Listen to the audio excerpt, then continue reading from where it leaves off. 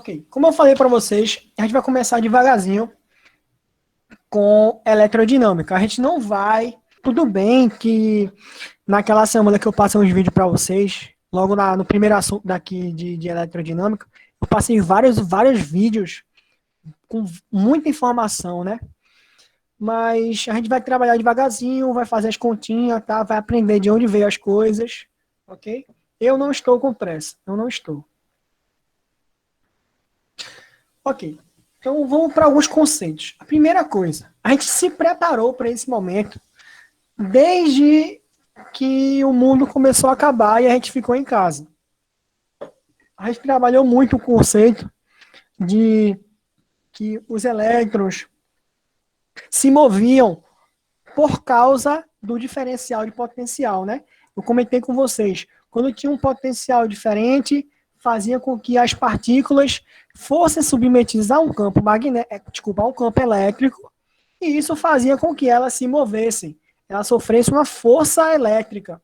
Aqui a gente não vai olhar o ponto de vista da eletrostática com relação à força, com relação a campo magnético, certo? Mas uma coisa importante que a gente entenda é que o que gera o movimento dos elétrons é a diferença de potencial. Eu tenho que ter duas regiões, uma com potencial maior e uma com potencial menor.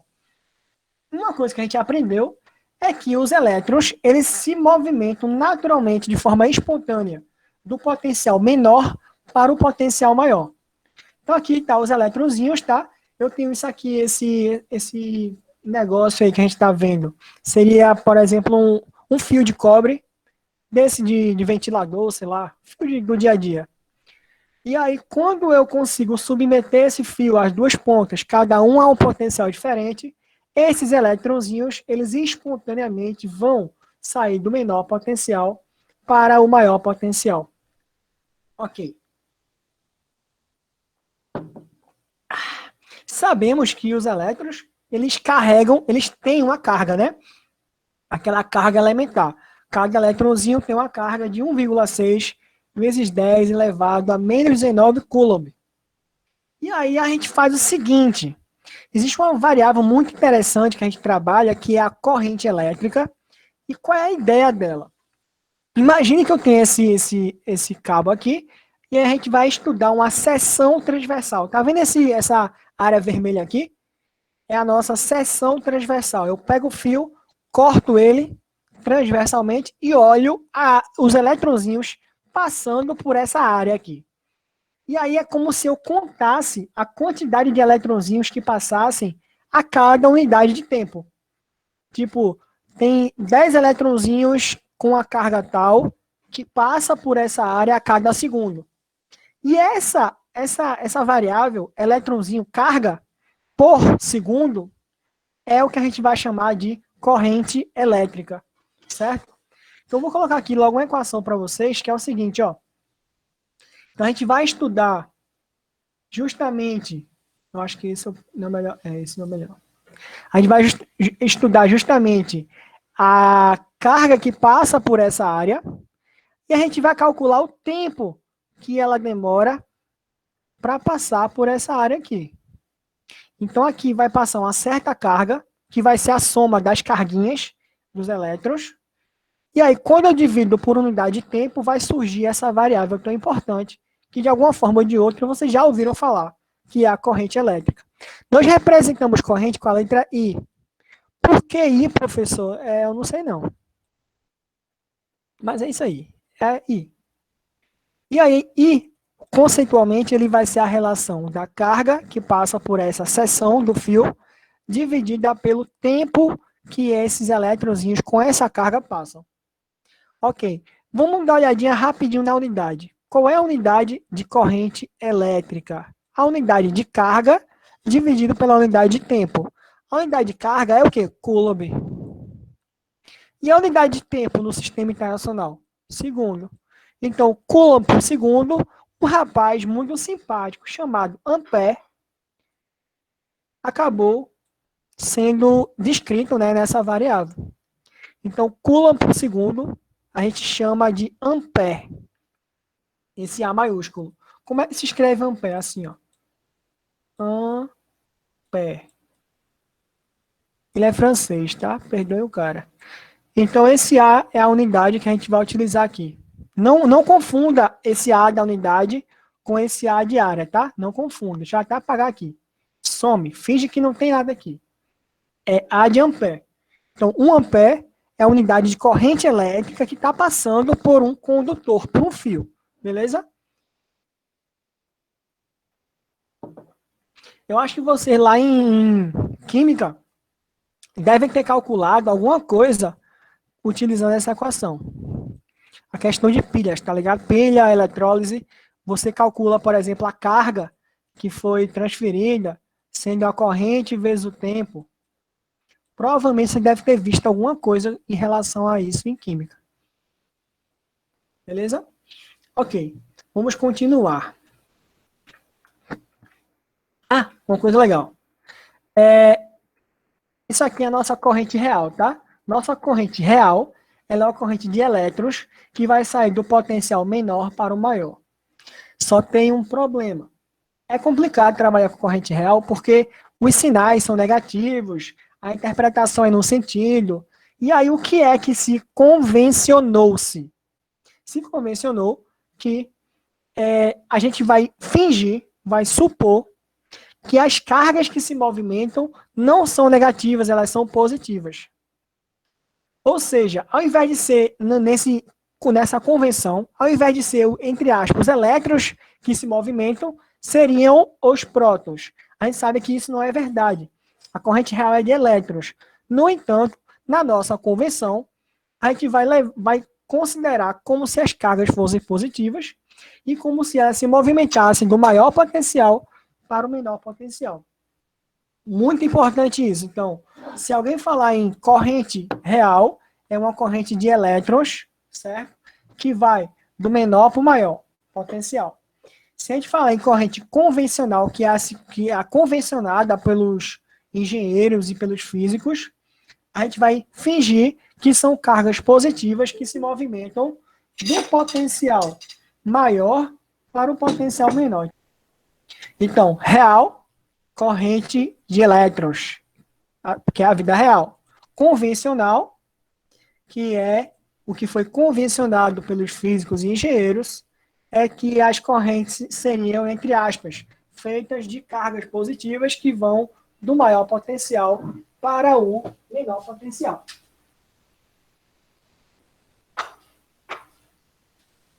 Continuando, ok, o que é que gera a corrente é a diferença de potencial. Aqui a gente chama carinhosamente de tensão ou de DDP. Eu gosto muito, eu até costumava desenhar isso no quadro. Olha esse desenhozinho aqui, ó. Ele mostra claramente a relação das três variáveis. A corrente é o cara que está tentando passar. Ele é que representa o movimento em si, né? Quem faz essa corrente passar é o volt, que está empurrando ele ou puxando ele. E o quem impede esse cara de passar é esse rapazinho, a quem a gente vai chamar de resistência. Beleza?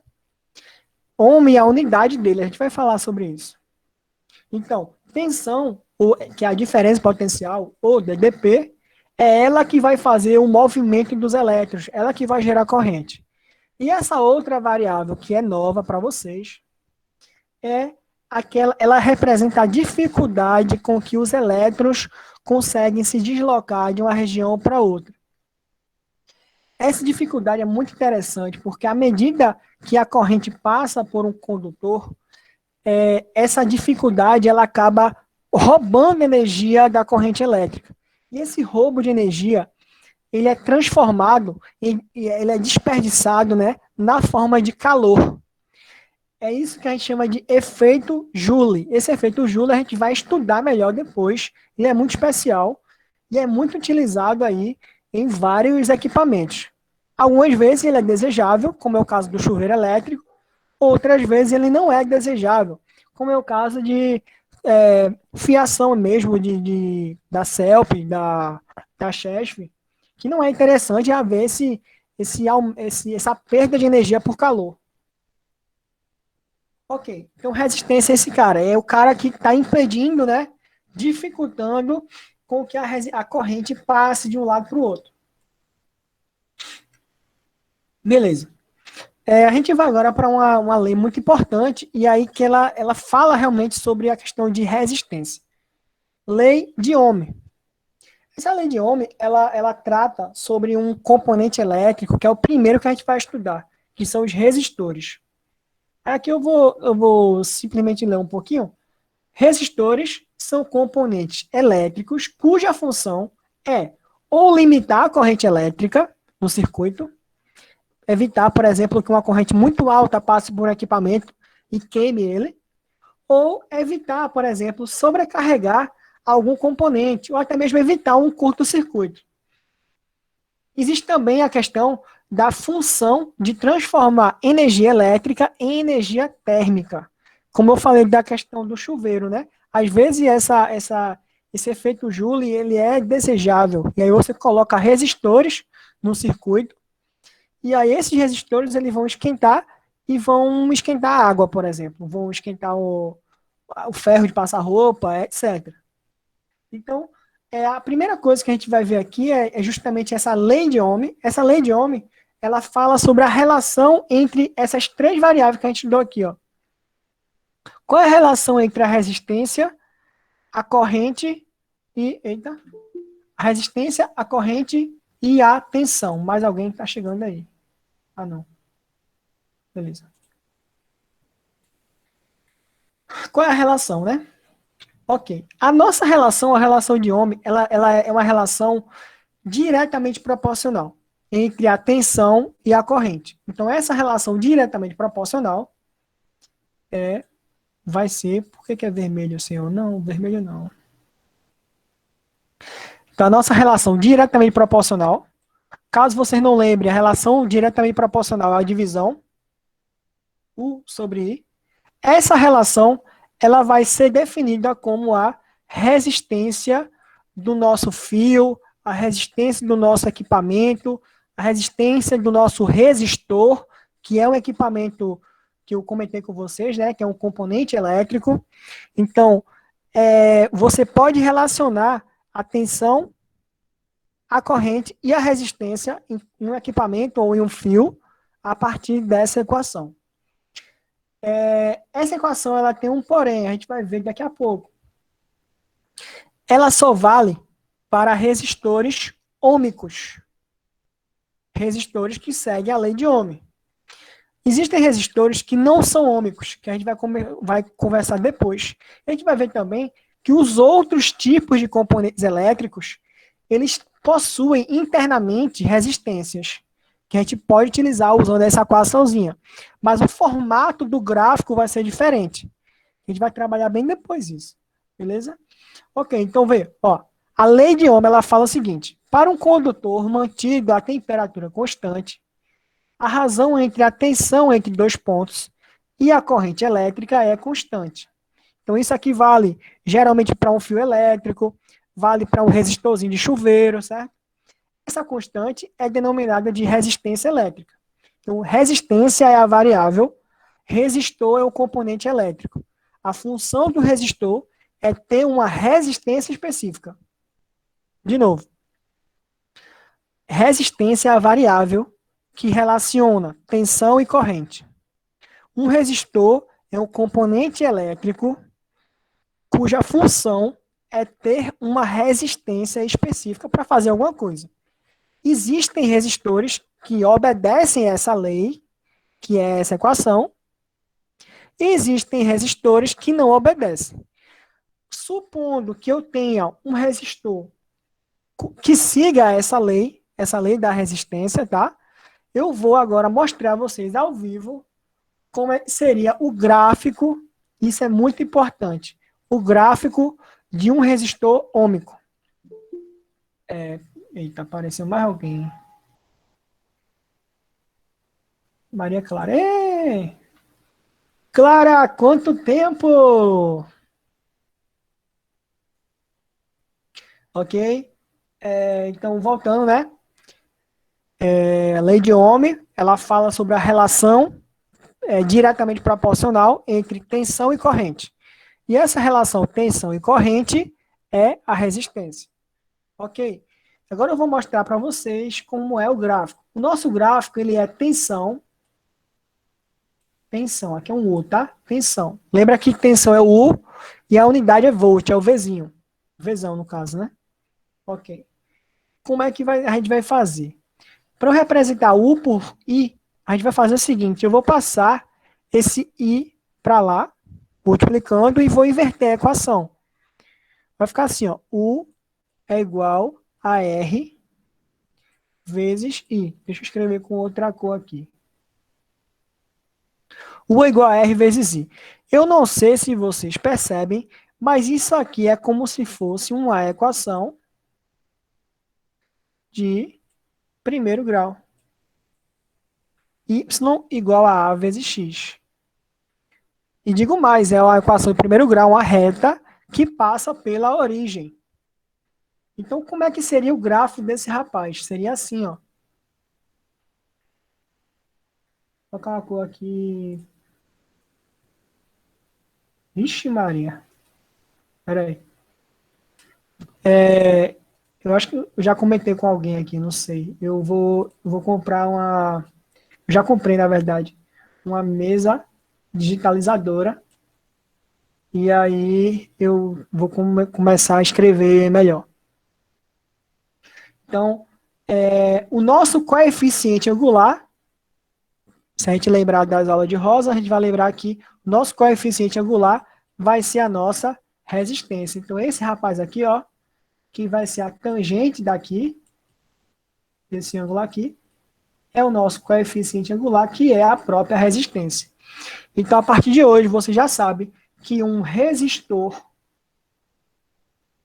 ôhmico, o gráfico tensão por corrente, é uma reta.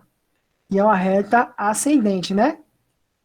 Uma reta ascendente. Beleza? Outra coisa, qual é a unidade de resistência, né? Vocês viram lá no desenho que era ohm, né? Quem é ohm? Não é homem, é ohm.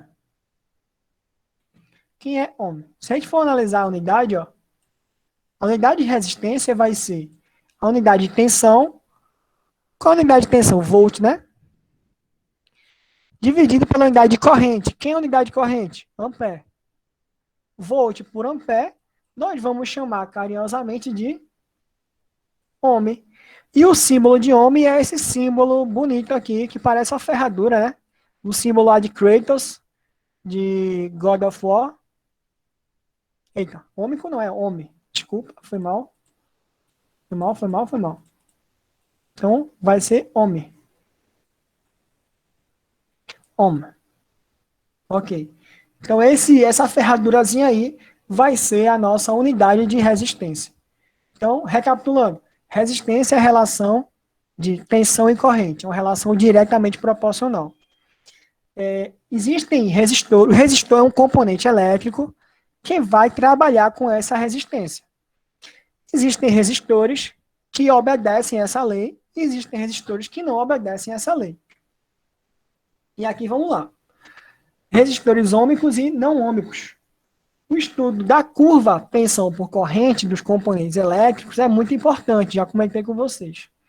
Nem todo resistor segue essa lei de Ohm. Os que não seguem, eles são chamados de não ôhmicos. Eles podem variar com a temperatura, podem variar com a luz, podem variar com várias coisas. Eu só lembro agora de temperatura e luz. LDR é um exemplo que eu vou mostrar para vocês ainda esse ano, quando a gente voltar. A gente tem lá na escola. LDR é um sensor que ele é um sensor, é um resistor dependente de luz. Light Dependent Resistor.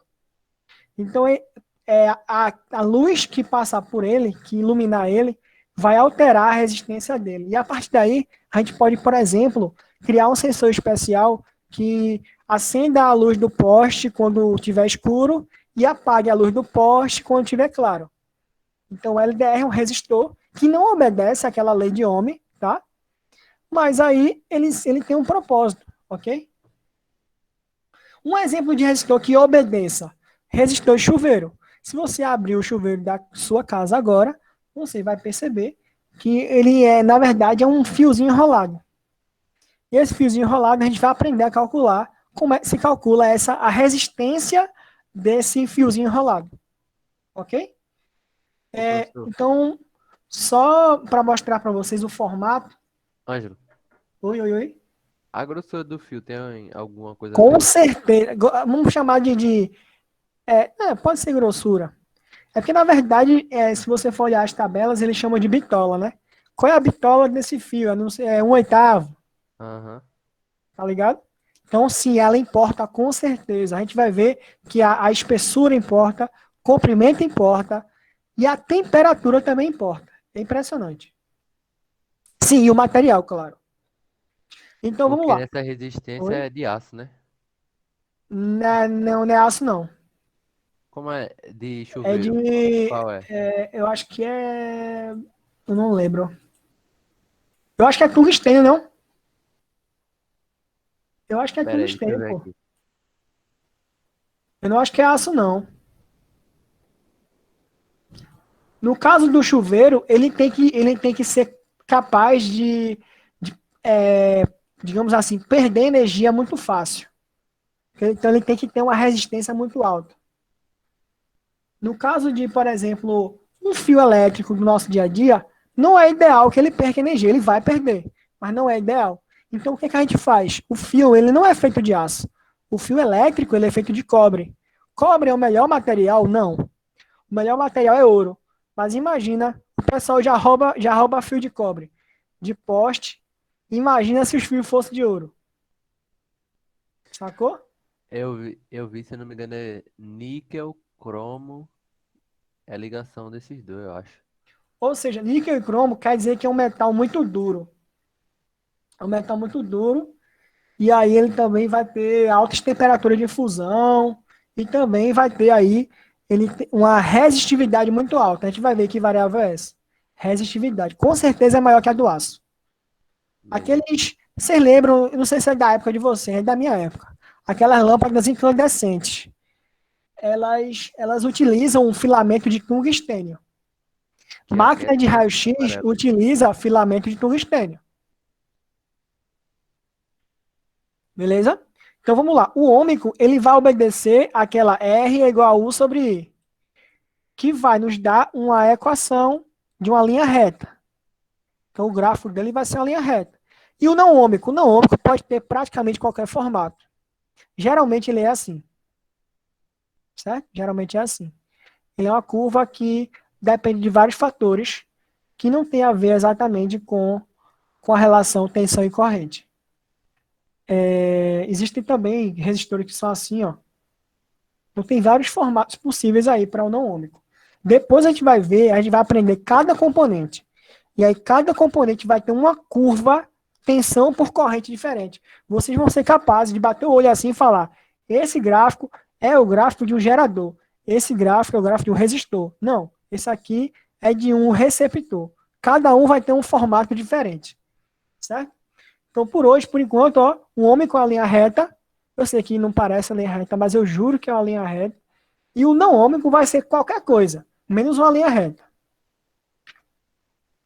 Olha aí a nossa resistência em condutores retilíneos, ok? Então, o nosso chuveirinho, o meu não, que eu não uso mais chuveiro elétrico, eu estou economizando. Mas na época que eu usava, o resistor do chuveiro é desse jeitinho aqui. Existem outros resistores que são mais complexos de chuveiro, que a gente chama de reostato. O reostato é uma chave com resistores. Então, é isso aqui que vocês estão vendo, só que mais compacto, certo? Depois eu vou ensinar bem direitinho como é que calcula a resistência, como é que ela aparece nos circuitos. A gente vai começar a mexer com circuitos. Por enquanto é só tranquilidade, ok? Que horas são? Nossa senhora. Deixa eu ver quantas coisas tem aqui. Ah, depois vai para exercício. Tá bom. Se eu conseguir ver pelo menos a teoria, eu fico feliz hoje. Ok. Vamos lá. Resistência em condutores retilíneos. Beleza. Qual é a equação que a gente utiliza para calcular a resistência de um fio desse. Essa equação, como eu acabei de falar, que o nosso colega Humberto perguntou, e sim, ela está relacionada com a espessura, né? Ela vai depender de algumas coisas. Ela vai depender da espessura, que é a área. A relação é inversamente proporcional. Como assim? Quanto maior for a espessura, mais fácil é para os elétrons passarem. Imagina o seguinte, é mais fácil duas pessoas passarem no corredor, vamos ficar 10 pessoas, é mais fácil 10 pessoas passarem no corredor pequeno ou no corredor largo. É mais fácil passar no corredor largo. Então, quanto maior for essa área, quanto mais fácil, quanto maior for essa área que os elétrons podem passar, mais fácil eles vão passar. Então, a resistência é menor. Então, a relação é inversamente proporcional. E aí eu coloco ela aqui embaixo, porque a relação de R com A é R vezes A. Aí eu passo lá para baixo. Então, a resistência, ela é inversamente proporcional. É assim que a gente escreve na literatura matemática. Ela é inversamente proporcional à área. Quanto maior a área, menor a resistência, certo? Vou até escrever aqui, com alguma cor bonita. Quanto maior a área, menor vai ser a nossa resistência. Ok. Qual é a outra variável que eu estou vendo aqui? Comprimento. Quanto maior for o comprimento, mais difícil vai ser para o elétron passar até o outro lado. E à medida que ele vai passando, quanto maior for o comprimento, mais ele vai perdendo energia no caminho. Então, quanto maior for o comprimento, maior vai ser essa resistência. Eles são diretamente proporcionais. Comprimento, né, a gente chama de L, porque comprimento em inglês é length. Então, quanto maior for o comprimento, mais difícil vai ser para o elétron chegar do outro lado. Então, a relação é diretamente proporcional. Como é que eu relaciono essas variáveis de proporcionalidade? Eu vou colocar uma constante, que na verdade não é uma constante. Mas vamos lá. Vou colocar uma constante.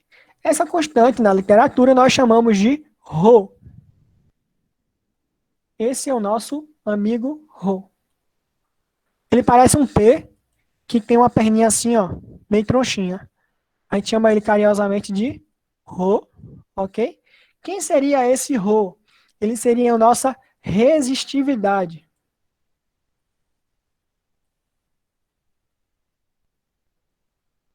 Resistividade. Nossa, como é difícil escrever. Beleza. Resistividade. Esse ρ, ele é uma constante, teoricamente. Só que, na verdade, ele depende de dois fatores. Ele depende do material.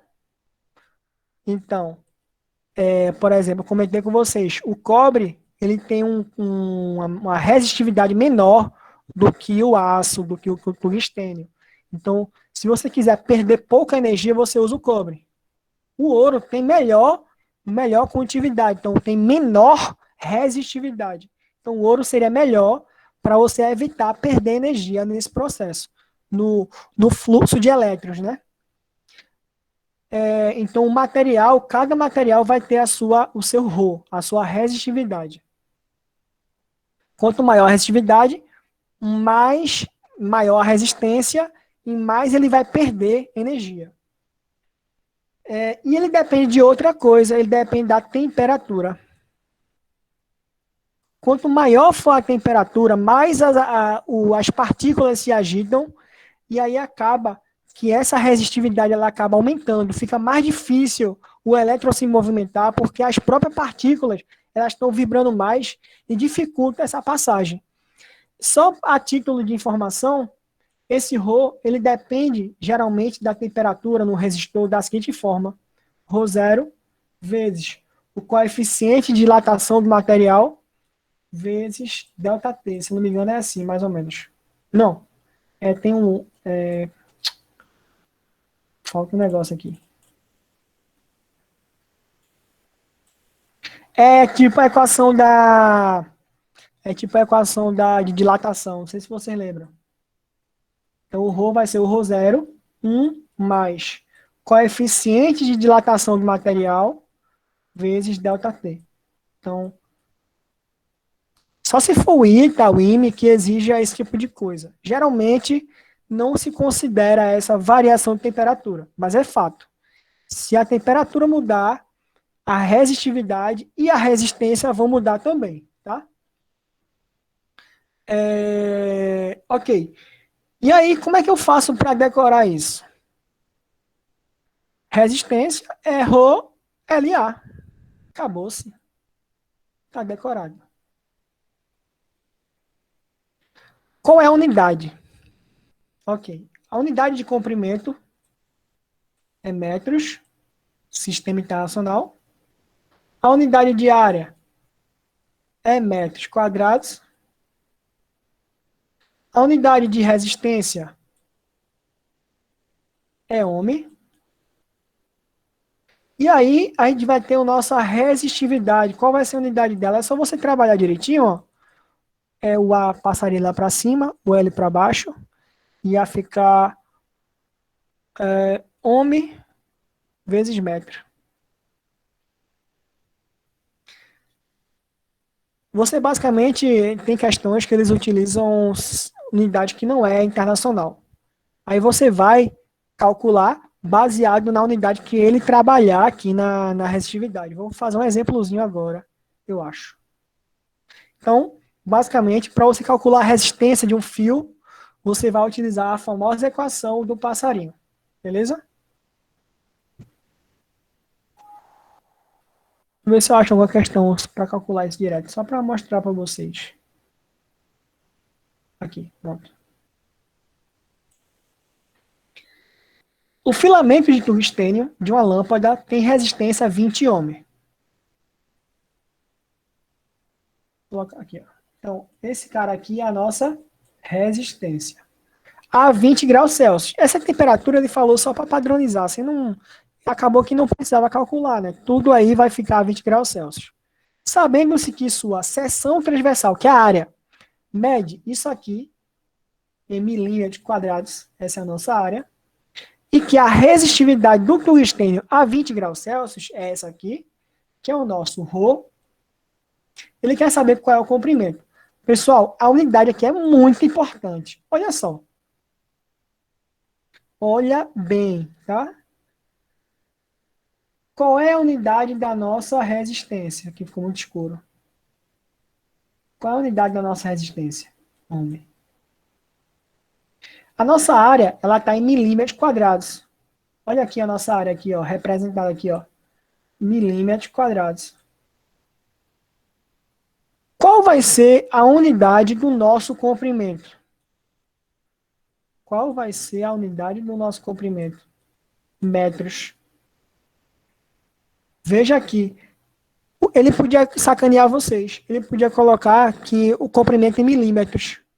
E aí você calcularia normal e achava o valor e pensava que era milímetro e estava valendo. Não. A unidade está dizendo que ele está usando a área em milímetros e o comprimento em metros. Se você tem dúvida disso, você lembra da equação do passarinho. R é igual a Rho LA. Você jogaria rapidamente aqui, ó. Rho é R vezes A sobre L. E você ia perceber que esse rapaz ficou em milímetros quadrados e o comprimento ficou em metros. Isso aqui é um 2. Um 2 feioso, mas é um 2. Então, galera, preste atenção, ó. A unidade que ele usou não foi internacional. Mas você tinha que obedecer ele, você tinha que obedecer a unidade da resistência, da constante que ele deu, para calcular suas coisas. Então, é uma coisa que eu sempre comentei com vocês, toda vez que você fizer uma questão, as unidades que você vai usar vão ser calculadas primeiro em função da constante que ele der. Se ele não der nenhuma constante, você vai utilizar o quê? As unidades que tem lá nas alternativas. Se não tiver alternativa, você faz o quê? Utiliza sistema internacional. Ok. Já que agora eu sei quem é quem, eu vou calcular qual é o comprimento. Então, na nossa equação do passarinho, a resistência vai ser 20. O Rho é esse número bonito, 5,5 vezes 10 a menos 2. Comprimento, eu não sei quem é. E a área é 1,1 vezes 10 a menos 4. Eu não sei se vocês enxergam isso. Mas olha, 5,5 e 1,1. Dá para simplificar, tá ligado? Fica 5 aqui em cima, ó. Ok. O que eu vou fazer agora? Esse 10 a menos 4 aqui embaixo, se ele for lá para cima, ele fica o quê? Fica positivo, né? 10 mais 4. Eu tenho 10 a menos 2 vezes 10 elevado a mais 4, ó. 20 é igual a 5. 10 a menos 2. 10 elevado a 4. Vezes o comprimento. Ok. Mesma base, né? Bases iguais, a gente pode somar os expoentes. Vai ficar 20 é igual a 5 vezes 10 elevado ao quadrado vezes o comprimento, que eu não sei quem é ainda. Agora eu posso passar 5 vezes 10 ao quadrado é 500, tá ligado? Eu vou passar para a esquerda lá, esse pacotinho, dividindo, vai ficar 20 dividido por 500. Simplificando aqui, 2 por 50 é a mesma coisa que 4 por 100. 4 por 100 em decimal fica 0,04 metros. Ou seja, qual é o comprimento desse filamento para que a resistência seja 20 ohms, a área seja essa aí, 1,1 10 a menos 4 milímetros quadrados, e a resistividade seja essa. O comprimento vai ser 0,04 metros, que é 4 centímetros.